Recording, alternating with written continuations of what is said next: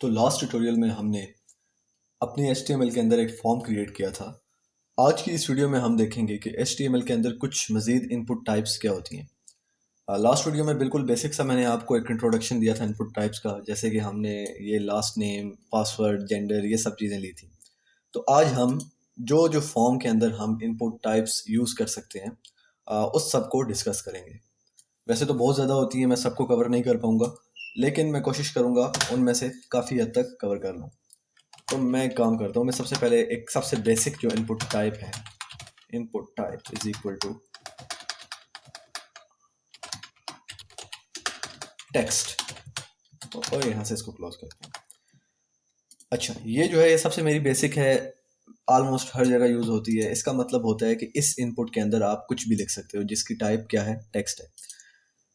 Basic syntax सबका यही होता है, जो जितनी भी इनपुट टाइप्स हैं बस उनके अंदर जो टाइप होगी वो डिफरेंट हो जाएगी। अगर टाइप चेक बॉक्स है तो यहाँ पे चेक बॉक्स लिख देंगे, अगर टाइप रेडियो है तो यहाँ पे रेडियो लिख देंगे।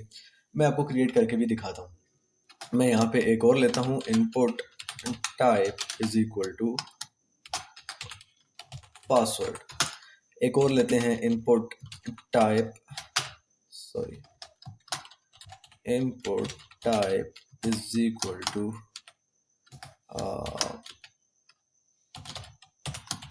ईमेल। अच्छा, ये मुझे ऐसे क्यों दिखा रहा है? अच्छा, आप सिंगल कोटेशन मार्क्स के अंदर भी ले सकते हैं, इसको डबल के अंदर भी ले सकते हैं, कोई इशू नहीं है। तो ये मुझे रेड लाइन में क्यों दिखा रहा है, मैं देखता हूँ। अच्छा ठीक है, मैंने प्रीवियस वाला जो है वो क्लोज नहीं किया। तो अभी तक इतना करके मैं इसको सेव करता हूँ, बल्कि इससे पहले एक और मैं काम करता हूँ, मैं एक और बनाता हूँ, input type equal to submit.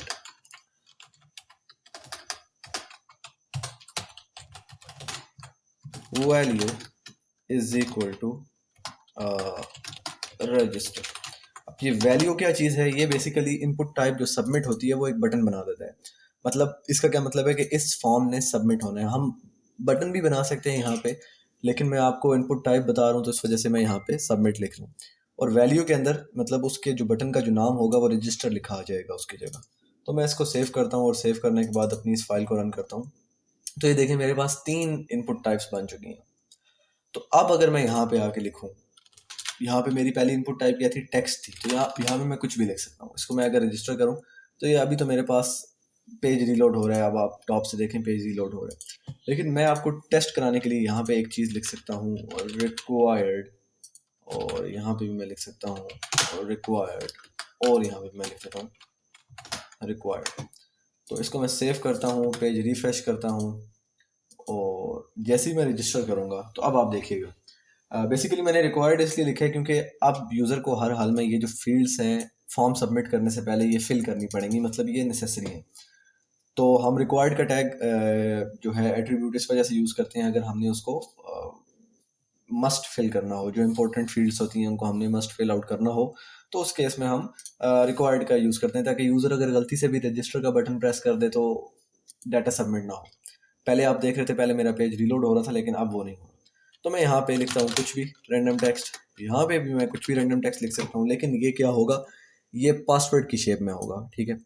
और जो मैंने लास्ट वाला दिया है, input type is equal to email, let's say मैंने इधर भी कुछ लिखा और लिखने के बाद रजिस्टर किया। अब ये कह रहा है कि जो इसका फॉर्मेट है वो आप क्या करें, please include an @ and .com in this field. कि उसका कहने का मतलब है कि जैसा ईमेल का सेंटेक्स होता है ना, लेट्स से ये @gmail.com, तो इस तरह का आप सेंटेक्स इसका कंप्लीट करें, मतलब इसको एज अ ईमेल फॉर्मेट में होना चाहिए। तो अब जब रजिस्टर करेंगे तो देखिएगा मेरा पेज रिलोड हो जाएगा। ये देखें, पेज रिलोड होगा, डाटा दोबारा रिफ्रेश होगा। तो ये हमारी टाइप थी जो है रिक्वायर्ड, और सॉरी, ईमेल की, पासवर्ड की, टेक्स्ट की। इसके अलावा एक और होती है हमारे पास, input type is equal to date. तो मैं इसको भी सेव करता हूँ, सेव करने के बाद रिफ्रेश करता हूँ। तो ये देखें, मेरे पास एक कैलेंडर बन के आ चुका है मेरे पास।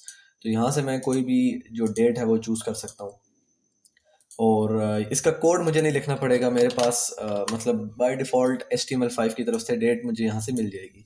और इसके अलावा मेरे पास होती है input type is equal to colour. अब ये क्या करेगा देखिएगा आप, मैं पेज रिफ्रेश करता हूँ तो ये देखिए मैं यहाँ से कलर भी चूज़ कर सकता हूँ, जैसे आपने डिफरेंट वेबसाइट्स के अंदर देखा होगा। तो आप ये देखिए मेरे पास नीचे कलर की वैल्यू आ रही है, तो ये काम भी हम HTML के अंदर बहुत इजीली कर सकते हैं। अब एक और होती है मेरे पास जिसको हम बोलते हैं input type is equal to reset. तो मैं आपको वो भी चेक कराता हूँ, input type is equal to reset. तो इसको सेव किया, रिफ्रेश किया।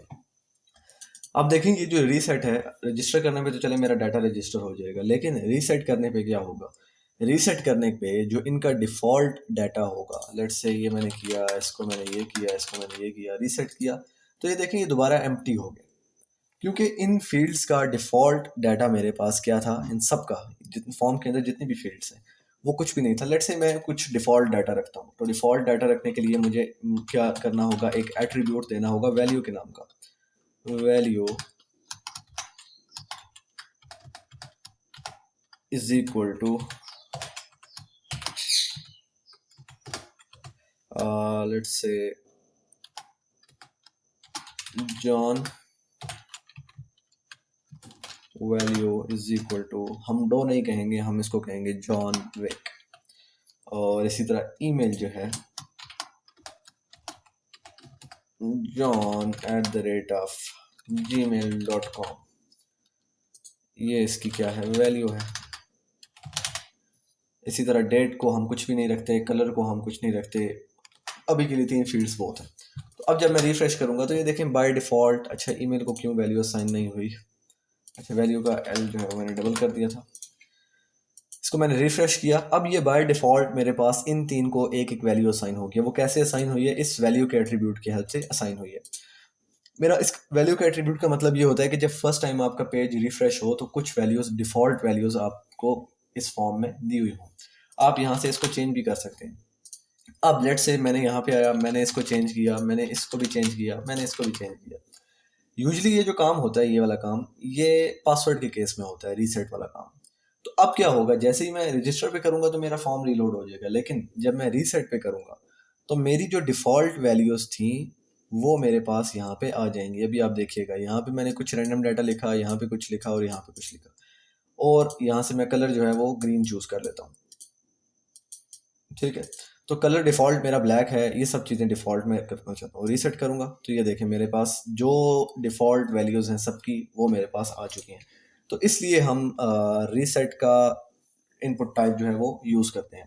इसके अलावा हमारे पास बहुत ज़्यादा हैं, बेशुमार हैं HTML के अंदर, जैसे मिन, मैक्स और भी बहुत ज़्यादा है। हम एक काम ही करते हैं, बल्कि हम उनकी लिस्ट निकाल लेते हैं, HTML W3 Schools।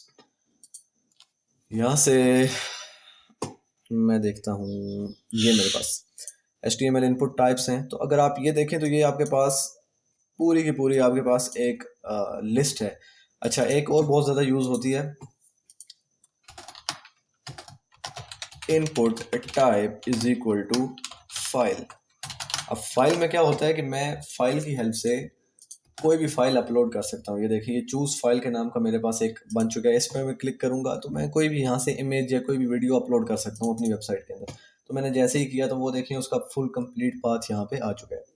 तो वो भी क्योंकि बैकएंड लैंग्वेज हमारे पास यहाँ पे एम्बेड नहीं है, लेकिन अगर होती तो जब हम रजिस्टर पे क्लिक करते तो ये हमारी इमेज भी हमारे डेटाबेस में स्टोर हो जाती।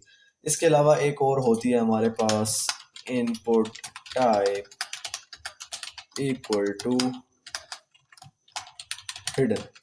और ये भी आप देखिएगा, मैंने इनपुट टाइप हिडन बनाई फाइल के बाद, बल्कि मैं एक काम करता हूँ, ये चलें ठीक है, यहीं पे ठीक है, लेकिन मुझे ये शो नहीं होगी। अब आप देखना, मैंने पेज रिफ्रेश किया, देखिए मेरे पास कुछ भी यहाँ पे शो नहीं हुआ, हालांकि मैंने यहाँ पे फाइल के बाद एक और इनपुट टाइप बनाई हुई है।